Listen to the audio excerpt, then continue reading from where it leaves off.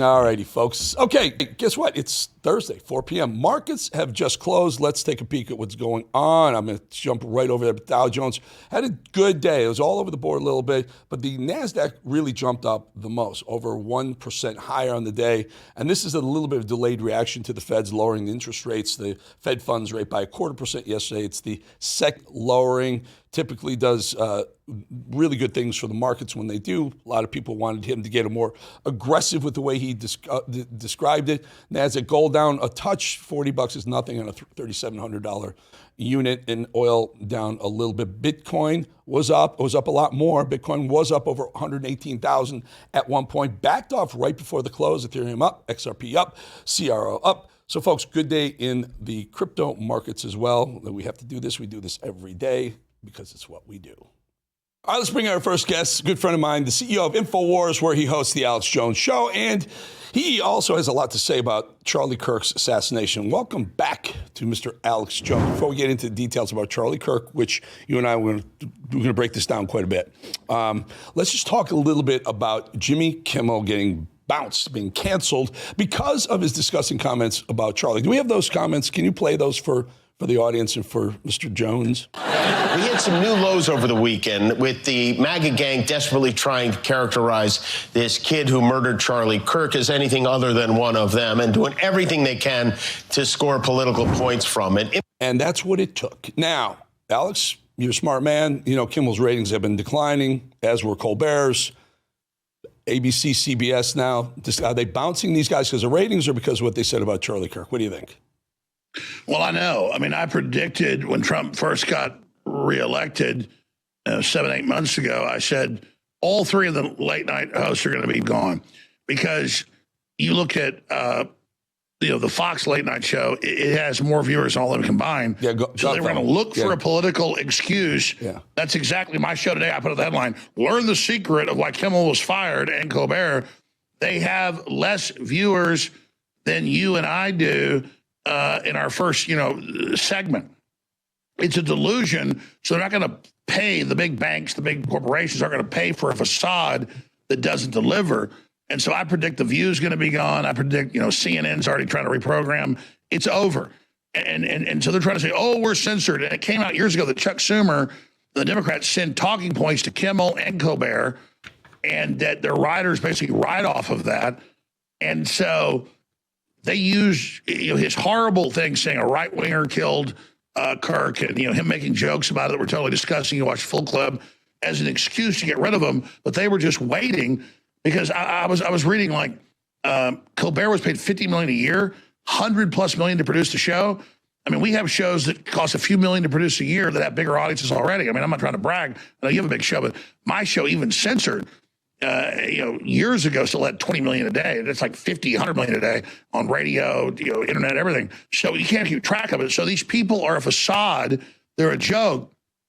This wasn't Trump going in and removing these shows. Trump suing the networks for lying about him. He should. But at the end of the day, they woke up dead. They were already in the coffin, buried years ago, no viewers to speak of with the budgets they had. So they're losers. So they're using political excuses, as you just said, to get rid of them. Yeah. So it also strikes me, The View, they ignored it. They were on today. So Kimmel gets bounced last night. Today, The View doesn't even mention it. ABC, The View doesn't mention that their late night star was pulled because of the Charlie Kirk comments. At least that's what ABC is saying. Here's what really happened. Let's talk a little television, shall we, Alex? First, it was Nexstar, which is a conglomerate that owns 200 stations, probably owns 30 or 40 ABC stations. I think it was 37 ABC stations. The parent company owns all the local stations. They said those words we're discussing, we're pulling Kimmel. Now, whether it was for the words or for the ratings, who knows? Then Sinclair came, and they have probably 40 or so of their own. So you take 75 different markets out of the mix. Kimmel has no audience left, whatever he had left anyway. And then ABC, the parent company. The reason why I'm saying this is the first time in my history, I've been doing this for 25 years, that I saw a local push up to the parent ABC, and they actually got the results that they were looking for. And frankly, man, it's been a long time waiting because there are a lot of folks should be on the hot seat and nervous about getting canceled right now by their parent company. Well, that's right. I mean, you're being accurate here. The final dominoes were the local affiliates. saying we're getting our phones blown off. The ratings are already low. We're still carrying these loser shows. And so they put the final pressure on decisions that I predicted were going to happen. But at the end of the day, it's because of low ratings. If they had high ratings and they were controversial, they would be kept on air. But you can't have high ratings and make fun of an American hero that was murdered and get away with that. So it is the final ingredient of public pressure saying, what the hell, on top of bad ratings that did this. And it's a message to them. Trump is now declaring Antifa as a terrorist organization. They are. They say, we're going to hurt people. We're going to kill people to intimidate them. So they submit to us. That's the definition of terrorism, violence or threats of violence for political or cultural economic gain. And so the gloves are off. This is not the Trump administration 8 years ago. And Trump has said himself didn't know what was going on. He just had a great plan, but didn't know how corrupt it was. This is a whole new ball game. And Schumer, oh my God, democracy, we got to keep him on air. That's because Schumer was literally writing the talking points for Kimmel. You can look that up. So this is a joke. But like I said, they just use the pressure as the excuse to finally make the decision that should have been made. But people say, oh, it's a victory. We've taken these big liars off the air. They didn't have a pulse to begin with. So we're just recognizing that they were politically dead already. Yeah. Another issue but definitely accurate. I'm just not sure if I'd rather have, which way I'd rather have it. Look, the bottom line is I'm a free marketeer. They can put any show when you sign a contract with these companies, Jimmy Kimmel, Stephen Colbert, Eric Bolling, you sign a contract that says the company can take you off. They'll still have to pay you, but they can take you off there anytime they want. So it's not a question of free speech. It's a question of it's a business decision that they made. And they let's explain that. Let's explain that. Yeah, go ahead. Taking a knee during the Star Spangled Banner, unpopular. The NFL has a right to say don't do that. At least don't sponsor it officially. And so you're absolutely right. It's both. But it was already dead. It's like a leaf in the fall. The high wind comes, it blows away. The leaf was already dead. The high wind of people pissed him making jokes about Charlie Kirk's death, that blew the leaf. Well, so that bothers me, Alex, because now they're using Charlie Kirk's death as a reason to get rid of dead weight programming that they had on their books anyway. In other words, man up and say, you know what? Final straw. Not because of those comments. And by the way, we don't know if Kimmel's coming back because this is a quote-unquote hiatus. We don't know if they're going to No, I agree. They're hiding behind the Kirk thing like it was political. Exactly. They're using that to get rid of dead weight, as you call it, to jettison the flotsam, so to speak. And that feels cheap to me, especially knowing Charlie Kirk as well. Well, of course, that's what they do. That's what they do. But we know corporate media is dead. CNN and MSNBC have been dead forever. So I'm saying they're just recognizing that we're not going to take shows with no ratings. The clips of Kimmel saying horrible things have 50 times, 100 times the views of his actual show. So it's like I told Brian Stelter once on the phone with Tucker Carlson in his house. We go, let's call Brian and make a joke. And I go, Brian, you were never popular, but me playing clips of you on my show would have 20, 30 million views, every one of them. So you were popular being made fun of, but your show wasn't popular. So in a weird way, Kimmel and Colbert are huge stars, but only as clowns.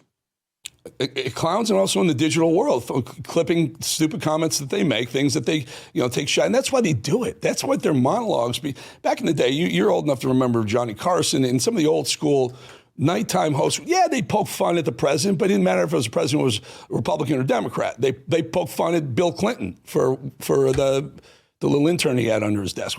They would do it, but they had their finger on the pulse of populism. Carson was a king with like a third of the or half the late night viewers because he went with the people. Yeah, that's why he had ratings. So when you go against the people and lie, then you're not popular. Yeah. And the point is that they became Kimmel and Colbert.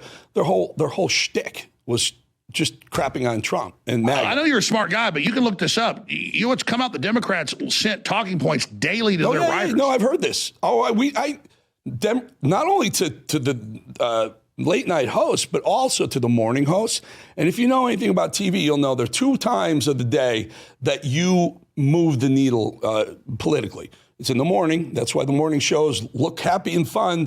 But they're definitely giving you a full dose of whatever medicine they want you to be taking. And then the late night shows are always there to keep you in the seat so that when you go to sleep, turn off the TV. Tomorrow morning, you turn it back on. It's on Kimmel's ABC and you see Good Morning America. That's the little secret, but That seems to be. So the larger disruptive. question is, you're a smart media guy. What comes out of this now that the facade has collapsed? What do they do now? They're going to have to earn it, because digital just showed them that they can't just turn on the TV, put any crap up there, and people will watch it and buy the products anymore. So they're going to have to start earning it. Alex, I love this conversation. Can you stick around through a break? Because I want to bring you back, and I want to talk about some. I have a theory about Charlie Kirk's assassin. I have a theory. I like the guy who knows a lot about theories to weigh in on it. You okay to stick around? Cool. All right. 100%. All right, folks, something's coming. Listen, I told you it was going to be the edge. I didn't tell you exactly what the edge is. You know what? Brett Favre will tell you what the edge is. Do you think, had you knock on to the rehab, you wouldn't have won the Super Bowl? You may have played different that year? I think my career would have been shortened considerably, because I was definitely spiraling out of control with no end in sight. 16 would have been 18 would have been 20. That's the edge right there. The edge is, you're on the edge, could go either way, and the edge is sharp. It could slice you in half, or you figure out how to tame the fire and own it, and you did that. You did exactly that at that moment. That's powerful, powerful.